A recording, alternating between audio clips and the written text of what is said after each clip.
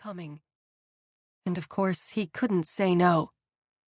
"Don't go," Quint said, as he peered out the window toward the canopy of a nearby willow tree and the common area below.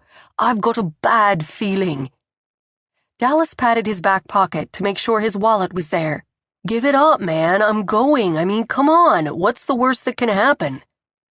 Quince turned to face Dallas, and as he did, the moonlight through the willow's fronds cast shadows on his face. "Oh, gee, let's think. Expulsion? As much money as my dad pumps into this place? I don't think so." The words came easily, but he didn't really believe them. Despite the family fortune, Eli Sykes had to fight to get Dallas admitted to the academy.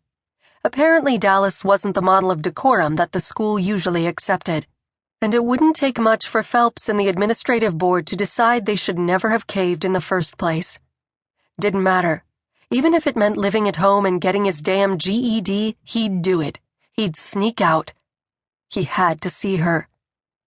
"You'll cover for me?" The shadows moved over Quince's face. "I still don't like it. It's going to get all fucked up." "Q, come on, man. Back me up here." Quince sighed. "Fuck. You know I will." Dallas flashed a wide grin, the one that would put him on the cover of GQ and Esquire in later years.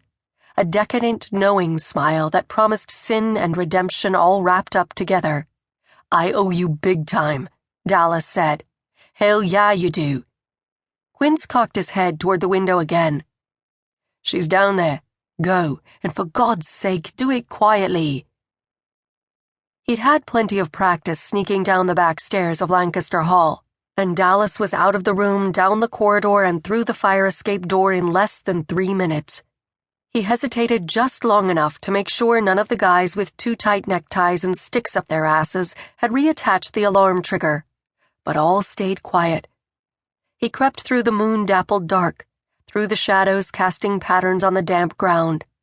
A small tributary of the Thames ran through the school property, dividing the common area between Lancaster and Wellington Halls. Jane had never been here, but he knew where she would be. Hadn't he written her enough emails describing the campus and where he liked to go to sit, to think? And yes, to curse the fact that the girl he wanted, the girl he loved, was the one girl he couldn't have. The path curved to reveal the bench. It was plain enough, the paint faded from years of exposure to the elements despite the limited shelter provided by a majestic oak that was undoubtedly older than the school that had been founded 3 centuries ago. He hurried toward it, his chest tight. She wasn't there. Had she changed her mind?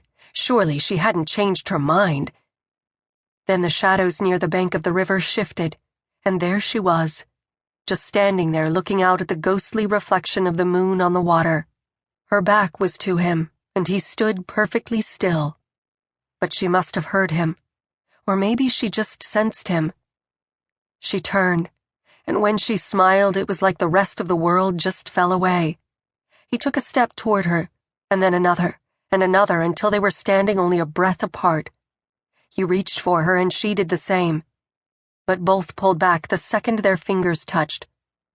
Her mouth quirked into an embarrassed smile, and she dropped her gaze. The moment turned awkward, and he didn't know how to erase the thick unease that seemed to fill the air between them. All he knew was her. All he wanted was to touch her, hold her. He wanted to kiss her, wild and hot, and so much deeper than the one gentle kiss they'd shared over a year ago. And damn it, he didn't care if it was wrong. He wanted it, wanted her. He always had. But there were promises between them, and so he held his arms firm to his sides, forcing himself not to move, not to reach out, not to touch, despite the need that curled through him.